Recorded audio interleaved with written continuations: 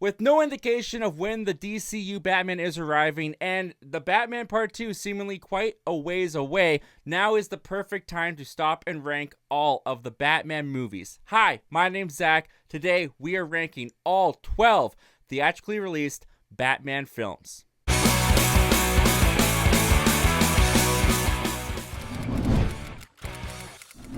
Before we get started, as I'm talking, leave your comments down below in the comment section. What do you think of the Batman character? What do you think of the Batman franchise? How would you rank all 12 of these films? Give me some context in there. When did you first start watching the Batman films? Are you a new Batman fan? Are you an old Batman fan? Are you a lifelong Batman fan? Comment down below. I'd love to see your story. And with all that said and done, let's get started with number 12. Easily coming in last place is the infamous Batman and Robin. Look, when you've got the director and the stars of the movie apologizing for it, basically since the film came out. If I disappointed them in any way, then I really want to apologize, because it wasn't my intention. I really don't feel bad putting Batman and Robin in the last place, and it deserves to be in the last place. I feel a little bit bad for Joel Schumacher when it comes to this film, because it obviously wasn't his vision. It wasn't his intention to create a Batman film that was a glorified toy commercial. It came from the studio heads. It was their demands, and he just had to follow what his bosses were saying. That being said, Batman and Robin is definitely a glorified toy commercial. The storyline here makes no sense, where you've got Mr. Freeze, played by Arnold Schwarzenegger, who talks in nothing but ice puns, and he wants to not only save his wife, but at the same time wants to freeze Gotham City for a ransom. Then you've got Uma Thurman's Poison Ivy, who teams up with Mr. Freeze because she wants to make the world a jungle, which you just look at these two people, you look at their interests and what they're trying to get, and they can't help each other, and it's so obvious from the get-go that these two villains don't work together, but yet they're trying to work together. At the same time, Poison Ivy is trying to pit Robin and Batman against each other throughout this film for her affection, which is really weird when you're this is clearly aiming towards really young kids, but it's very sexualized throughout the entire film between Poison Ivy and Mr. Freeze. Just, it doesn't work within the tone that this film has. Speaking of the performances in this film, George Clooney is without a doubt the worst Batman that we have ever had. George Clooney himself will apologize for this performance if you ask him to. He's probably going to apologize for this performance for the rest of his life. Didn't you apologize to the crowd at Comic-Con for Batman and Robin? I always apologize for Batman. He totally feels like he's phoning in the performance. When George Clooney comes on screen in this film, there's not a single moment where I feel like I'm watching Batman. It's just George Clooney in a nipple like rubber costume. And then you got Robin here, who's just a whiny brat the entire movie. They try to shoehorn in Batgirl in a way that makes no sense. There's a lot of people that find Batman and Robin to be so bad that it's good, and there's definitely moments, don't get me wrong, there are moments in this film where I crack up with just how silly and ridiculous and stupid it is.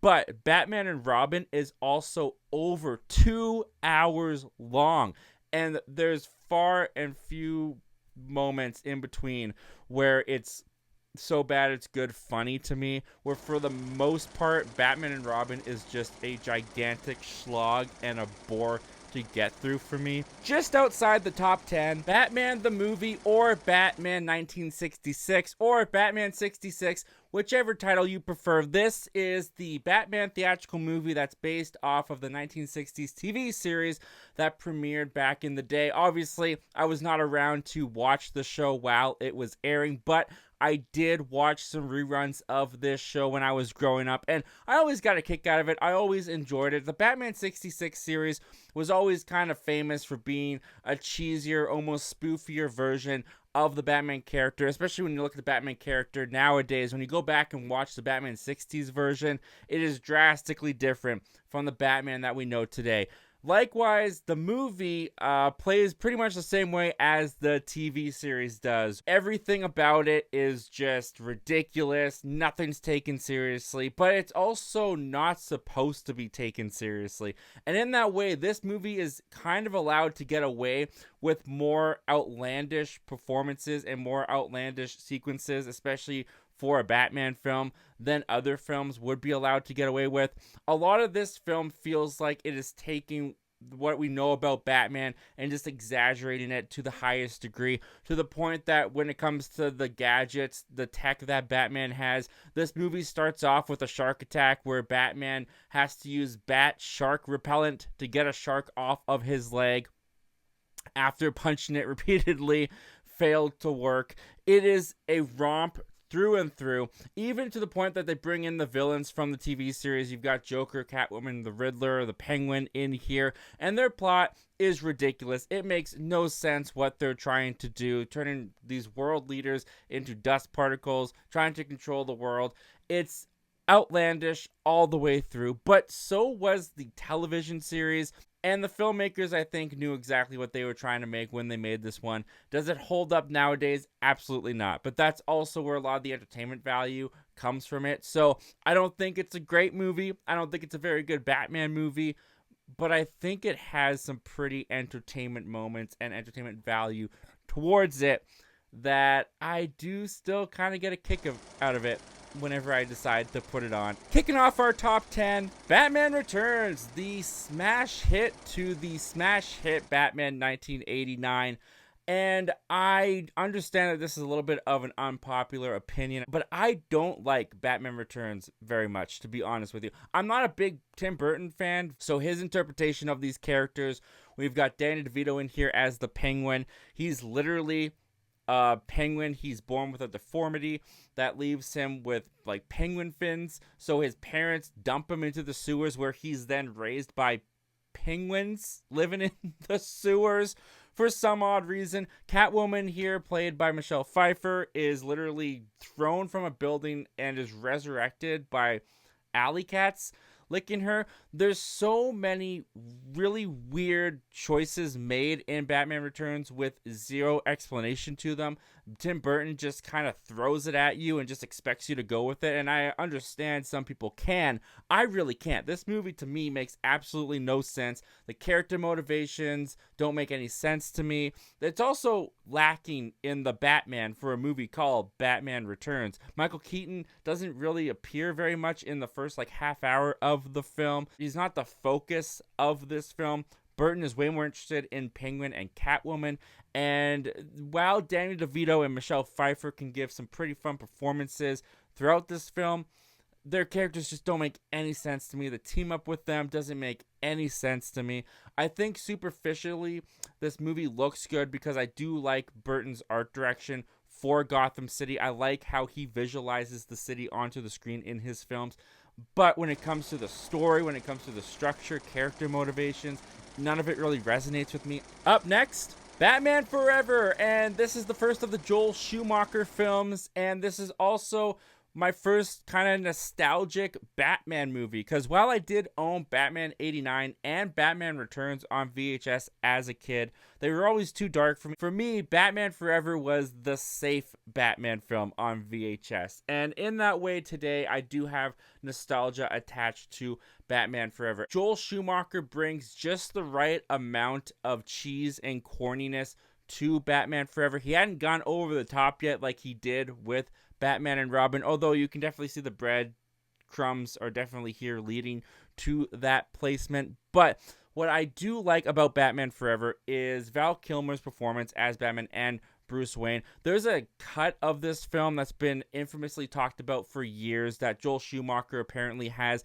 a much darker vision for Batman Forever than we got theatrically. And there's little moments in Batman Forever with the Bruce Wayne character where you can kind of see that start to rear its head a little bit. And I do think that the drama and the inner conflict that he gives Val Kilmer's Bruce Wayne in this film is probably the most interesting of the original four Batman films from Burton and Schumacher. The way that they incorporate Robin into this film, I actually do think works for an adaptation, as you can't have a little 12-year-old kid running around with Batman. The way that they age Robin up in this film, I do think works. Is it a little odd that Bruce Wayne wants to adopt a nearly 18-year-old kid? Yes, it is. But he's a troubled kid. He's an orphan now. The way that they connect those two characters' traumas past, where Bruce Wayne lost his parents, now he sees that Robin's lost his parents, and the way that he's kind of taken him under his wing. I think it's a really interesting dynamic developed between the two in this film. I really enjoy the performances by Tommy Lee Jones and Jim Carrey in this film. I'm a huge Jim Carrey fan. I love the guy, so I am a little biased in that way, where for me, Jim Carrey can almost do no wrong. I just always enjoy when he's on screen. So even though his Riddler is over the top and so ridiculous, in this film and for the tone that Joel Schumacher has set, I do think that it works. I do find him and Tommy Lee Jones their dynamic works for me. I find them funny. I enjoy them as villains. Does this get really over the top? Yes, it does. Is it definitely aimed for kids, trying to sell toys to them? Yes, it is. But at the same time, I feel like Joel Schumacher, at least this time around, was able to break through the studio demands just a little bit, where he was able to still tell a pretty fun and energetic Batman story. Batman vs. Superman, arguably the most polarizing movie to make this list, where it's kind of when the DCEU made a very ambitious move that some could argue is what was the iceberg that the Titanic that was the DCEU ended up hitting, where they went from Man of Steel and immediately went into the sequel, incorporating the Batman character. And even when this first came out, when I first watched it back in 2016, I always just kind of thought the movie was okay. I think there's a lot of things in here to enjoy, but for the first time that a live-action Batman and Superman were meeting on screen, I did find it to be a pretty disappointing experience. The positives here, though, do mostly rely on the Batman character. Ben Affleck's Batman in this film is awesome. He's got arguably the best Batman scene out of all the live-action Batmans, with that warehouse fight that happens in the film. When Superman and Batman are fighting in this film, the fight itself is pretty fun, it's pretty cool, but the whole lead up to the fight, the reason why Superman and Batman are enemies to each other for the majority of this film, feels so forced in the script. It makes both the characters feel pretty hypocritical, where Superman is mad at Batman because he's a vigilante who takes down criminals and gets them branded and killed in prison. Meanwhile, Batman doesn't trust Superman because he kills as well. It's a very contrived reason to get these guys to fight. At the same time, when this film is following up Man of Steel, when it's being the question of, do we need a Superman, I find all that pretty intriguing, but it gets hijacked by a Batman Superman story and a setup for the Justice League happening in this film as well. It's not an awful film. I personally don't hate it. I think there's plenty of things in here to enjoy. I love the stylized look that Snyder gives to this film. I love the action sequences. The fights are pretty cool. The story's just pretty messy and kind of disappointing. Coming in at number 7, Batman 1989, the Bat phenomenon that came about from Tim Burton back in 1989, where this is the Batman film that gets credited to bringing the darker, edgier Batman into the mainstream audience, where before all you really had was the Adam West kind of goofy 60s TV series. And going back and rewatching this film nowadays, it's quite interesting to see what Tim Burton's idea of Batman was back in 1989, where there are sequences in here where I think that he actually does do a really good job of capturing the vibe and the environment of Gotham, of, you know, Michael Keaton as Batman. I do think has an imposing intimidation to him when it comes to how he handles the thieves and the low scum of Gotham City. The whole idea of Joker being related to Batman's parent's death by being the cause of it is something that rubs a lot of Batman fans the wrong way. I've never really been that bothered by it in this film. I think for the connection that Joker and Batman have in this film that Burton wanted them to have, I think it works perfectly fine. But there's also some really weird things that Burton throws into this one where Michael Keaton literally sleeps upside down in a scene like a bat. And that's something that I've noticed going back and watching Tim Burton's Batman films, is he takes these characters' names very literally. Like when it comes to his follow-up Batman Returns, the Penguin is literally a penguin and Catwoman is literally a cat woman. She was brought back by cats. In this same way, Batman is a literal Batman. And there's really odd choices made by Burton in his representation of Batman. Another odd thing about Batman 1989 is it's not really about Batman. I mean, Michael Keaton's there, Batman is there, he does get a lot of airtime, a lot of screen time, but his character doesn't really have much of an arc. There's not much that Michael Keaton goes through from beginning to end in this film. This is a Joker film. This is all about Jack Nicholson's character. And honestly, going back and watching Jack Nicholson again as the Joker, I mean, Heath Ledger is just the high bar nowadays, and you've got Joaquin Phoenix. Now, going back to what Jack Nicholson brought to the Joker, I really enjoy his performance as the Joker. I think that he brings just the right amount of chaos and manic. He has some really funny gags sometimes as the Joker in this film as well. The structuring of the plot for this film, though, is a little bit unbalanced in a lot of ways. It's been said before, a lot of this movie kind of feels like it's been lost on the editing room floor. There's a lot of things that feel like they don't transition the smoothest. It doesn't go from one scene to the next in the smoothest transition all the time. I don't really get into the romance of Bruce and Vicky Vale in this film. And so when it comes to Batman 1989, for me, it's still a Batman film I quite enjoy a lot. I think the art direction of this is also gorgeous. I love the way that Tim Burton visualizes and captures Gotham City on the screen. I love Jack Nicholson's Joker. I love when he's pitted up against Michael Keaton's Batman. There's a lot in here that satisfies me as a Batman fan. There's also a lot in here leaves me scratching my head as to what exactly Tim Burton thinks Batman is. Just outside our top 5, Batman Mask of the Phantasm is a film I watched quite often as a kid. This is obviously the theatrical movie that was based off of the Batman animated series at the time, and this is a Batman animated film that is ingrained in my memory as a child. I remember before watching Free Willy on VHS, this trailer played every time before in the previews. I have it burned into my memory, this trailer of Batman Mask of the Phantasm. A soaring new adventure. Batman Mask of the Phantasm, the animated movie. Coming for a Christmas you'll never forget. That is in my brain. I watched this so often as a kid, and going back and rewatching it for this video, I'm so happy to say that it holds up so tremendously well. It is such a compact script that there's so much that they throw into this animated film. We've got a love tragedy going on with Bruce that ties not only to his origin story as Batman, but also ties to the villain we are dealing with in this film. And with this new villain, the Phantasm, created for this movie that they introduce, they're also able to get the Joker, Mark Hamill's Joker, involved in this film as well.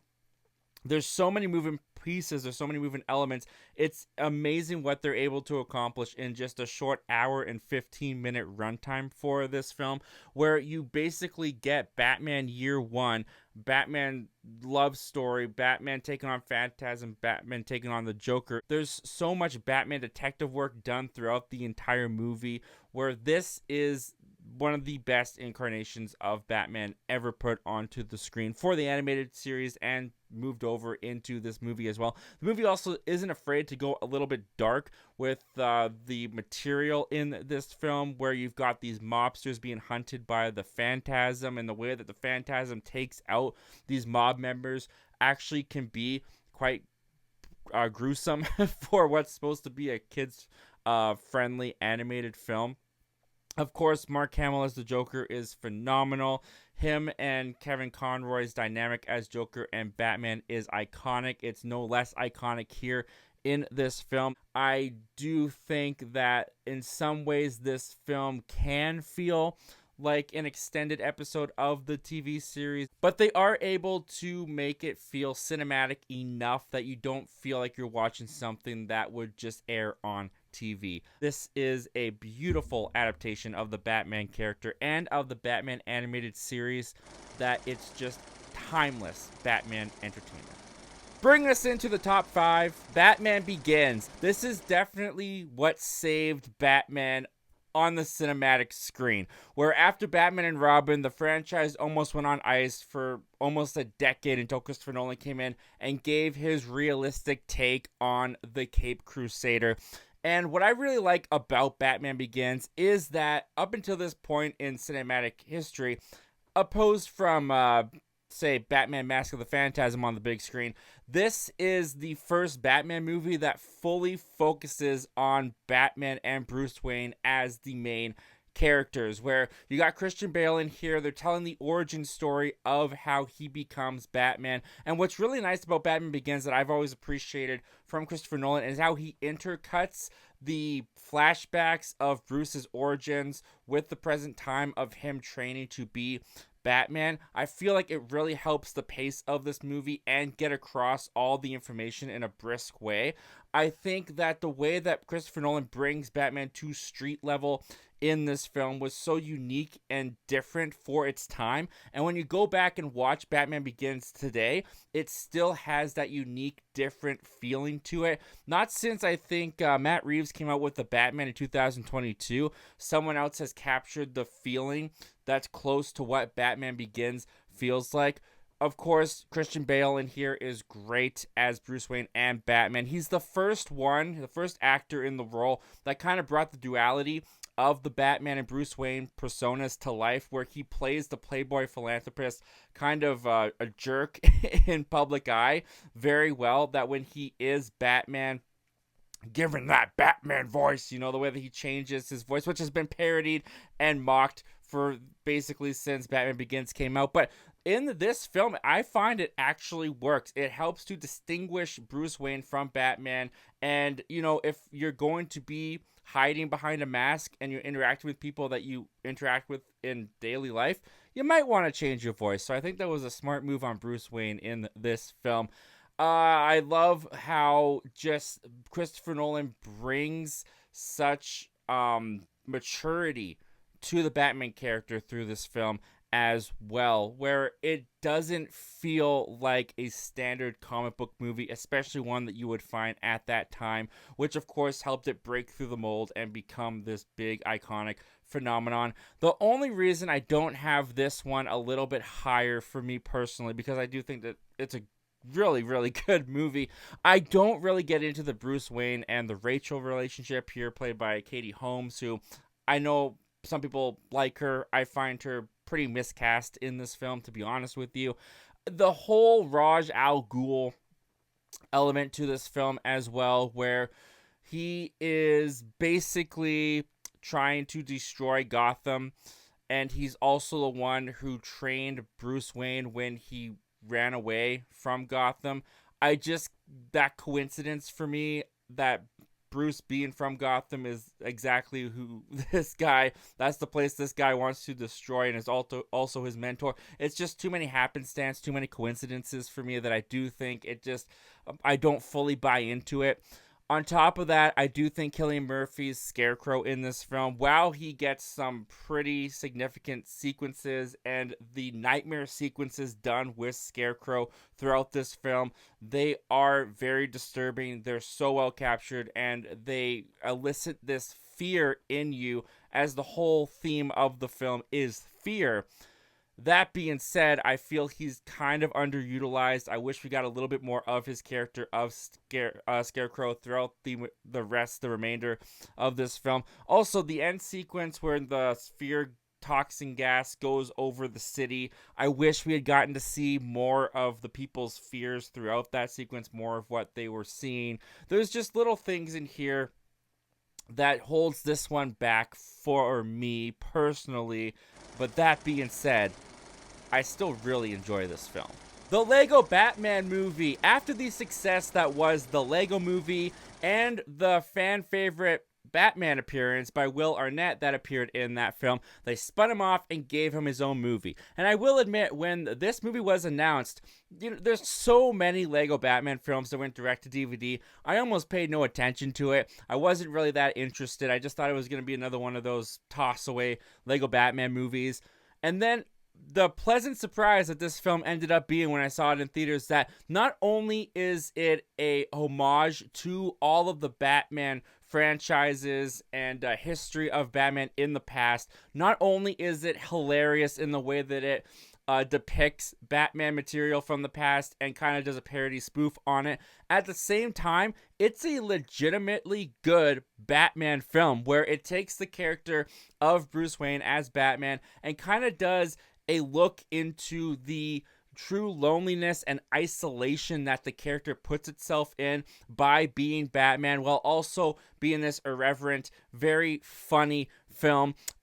Michael Cera as Robin in here, the counterpart to Will Arnett's Batman, is hilarious. I love those two.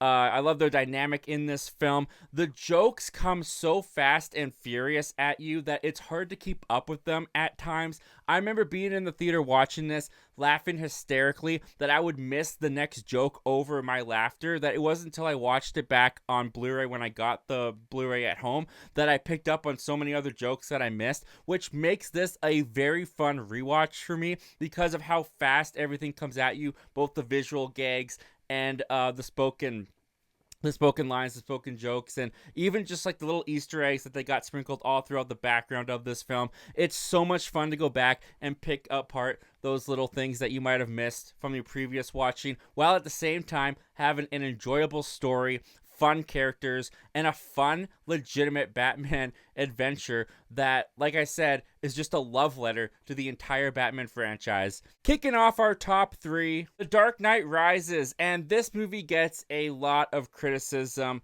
and at times rightfully so, for being riddled with plot holes and being Christopher Nolan's sloppiest script he's probably ever written. And I don't think that is unvalid. I do think that there are definitely moments in this film that reaches for logic.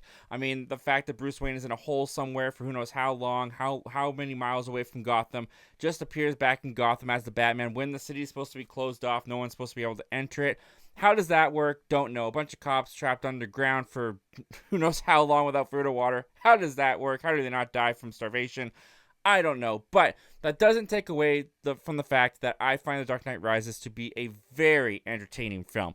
Nolan set out to make The Dark Knight Rises to be this epic conclusion to the Dark Knight trilogy, and for me, it succeeds at that. I enjoy the journey that Bruce Wayne has to go on here, building himself back up to be the Batman after being out of commission for 8 years. The sequence with Bane and Batman in the sewer where Bane breaks Batman's back is so enthralling to me. I love that sequence. Along with Bane himself, played by Tom Hardy here, I think that he is just a fascinating and compelling villain throughout this entire movie. I love the scope and size that this film gets. I love Anne Hathaway's inclusion in here as Catwoman as well. There's definitely some elements of The Dark Knight Rises that also kind of bump me the wrong way. Like, I don't really care for the inclusion of Ra's al Ghul back in here, kind of being the person, the puppet behind everything going on with Bane, which when you're completing this trilogy, you kind of want to bookend it with how it began with Ra's al Ghul. So in that way, I can see that it makes sense. But what I just really enjoy about The Dark Knight Rises is the story, is the journey that Bruce Wayne goes on. I even with all the plot holes that it makes, I love the sequence of Bruce Wayne being trapped down below in that hole, having to build himself back up, get the courage to make the jump, make the leap, take the leap of faith. I think all that's done so well. I really enjoy all of that. And just like I said, as the epic conclusion to the Dark Knight trilogy, I think it succeeds. The battle that goes on in Gotham between Bane and all the criminals and Batman and Catwoman, I think is epic. I think it's awesome. I think it's worthy of the climactic conclusion to what this trilogy had been up until that point. There's some things for sure that hold the Dark Knight back Dark Knight Rises back from being great, but I still really enjoy it, and I find it to be a very satisfying conclusion to this Dark Knight trilogy. The Dark Knight, the movie that redefined the superhero genre. And all these years later, nearly 20 years later, it still holds up so incredibly well. What Christopher Nolan did with The Dark Knight that just puts it above all the other comic book films, especially at that time, is that he didn't look at this purely as a Batman adaptation, as a Batman film. He approached this as a crime thriller, so that when you put characters in here like Batman, like the Joker, there's already such this solid foundation of just this great crime thriller story that having characters in here associated to the Batman IP is just the cherry on top of it. On top of that cherry, you've got the Joker played by Heath Ledger, the iconic, legendary performance given in this film. And I mean, it's been said many, many times before. It'll be said many, many times after me. Ledger is a phenomenon in this film. But what's really impressive about Heath Ledger's Joker, not just the performance that he gave that basically transcended the comic book genre. It is such a phenomenal, it's one of the best villain performances ever put into a movie. But he's actually not on screen all that much in The Dark Knight. The real success of the Joker is how Nolan and his brother Jonathan Nolan were able to put him all throughout the story, all throughout the script, where you feel the presence of Heath Ledger's Joker the entire movie. You feel the way that this character is pushing every other character in this film to its limits, as the whole goal of the Joker is to break Batman's moral rules, to push him to that breaking point. Likewise, he does so with Harvey Dent, who Batman has the hope that he's going to be his successor of Hope to Gotham City. Joker wins. He breaks Harvey Dent, turns him into Two-Face, which, if I did have some complaints about The Dark Knight, the Two-Face angle in this film has always felt kind of forced to me, has always kind of felt like it comes kind of last minute. Obviously, it does work well enough by the end of the film, but the Harvey Dent character turning bad so easily always just kind of feels like something that just needed to happen for the script, where it doesn't feel naturally like it happens in the film itself. But aside from the Joker and everything in there, Batman in this is awesome. Bruce Wayne, Christian Bale gives a very, very good performance as Batman in here. The action sequences are way better than in Batman Begins. Nolan definitely stepped it up, especially when it comes to the car chase scene that happens midway in the film, with that truck flipping over, practically done. This movie looks gorgeous. When it's shot on IMAX, it is jaw-dropping. Nolan really knocked it out of the park with this film. He created a film in the superhero genre, not just in the superhero genre, in movies in general, that's iconic, is an all-time classic. But coming in at number one for me is going to be The Batman. Robert Pattinson and Matt Reeves team up with this character. And what puts this at number one for me over The Dark Knight, where The Dark Knight is clearly iconic and has lasted the test of time. The Batman, will see if it lasts the test of time. But for me, this being a true noir detective story with Batman for the very first time on the big screen, I was enthralled by this movie through and through. Not only is this a great detective story with Batman, where it basically just takes David Fincher's Seven and other David Fincher-like films, adopts that tone, and puts it on puts a Batman skin on top of it. That is something that I gravitate a little bit more towards than the crime thriller genre. But it's also this 3-hour-long epic where it really fleshes out Gotham City. You really feel like this is a lived-in Batman universe, where they're able to introduce characters like Falcone, like the Penguin, and not make it feel overstuffed, not make it feel forced in there. It feels like a living, breathing universe that you completely buy into. I think Robert Pattinson's Batman in this film has one of the more fascinating and interesting character arcs of all the live-action Batman films up until this point, where when you start off in in the beginning of this film. He's all about vengeance. He is basically just taking out his rage on criminals, but he's missing that aspect of hope that Gotham needs, that he needs to be. And throughout the entire movie, as he's dealing with Riddler, as he's dealing with all these riddles and chaos happening in Gotham that the Riddler is causing, he learns by the end of the film that he can't just be vengeance, that being vengeance is actually not healthy, and what he's bringing to the world, what he's inspiring other people to be, is not a good thing. He needs to be that hope for Gotham. The way that they tell that character arc for Batman in this film, I think is just one of the best character arcs Batman's ever had in a film. Likewise, the Riddler here, played by Paul Dano, is so creepy and intense. Paul Dano took a character that I thought was kind of ridiculous from Batman 66 and from Batman Forever, and turned him into this legitimately terrifying serial killer type character.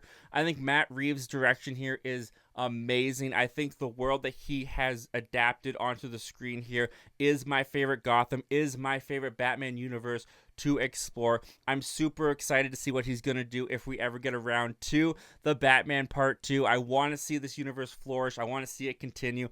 The spinoff they did on HBO Max with the Penguin only furthered my interest in seeing this universe continue to grow and expand. I love this movie. I think it is, in my opinion, the best Batman story we've ever gotten on screen. Robert Pattinson has become my favorite Batman. This is my favorite Batman Gotham world to explore. For all those reasons and more, that is why it comes in as my number one favorite Batman movie. If you liked content like this, I got more DC content right over there that you can check out. Also, if you want to jump to the other side of the fence, I got some Marvel content right over there. And right over there is also the most recently uploaded video to this channel. As always, guys, thank you so much for watching. Don't just watch movies, talk movies. I'll see you guys next time. Take care.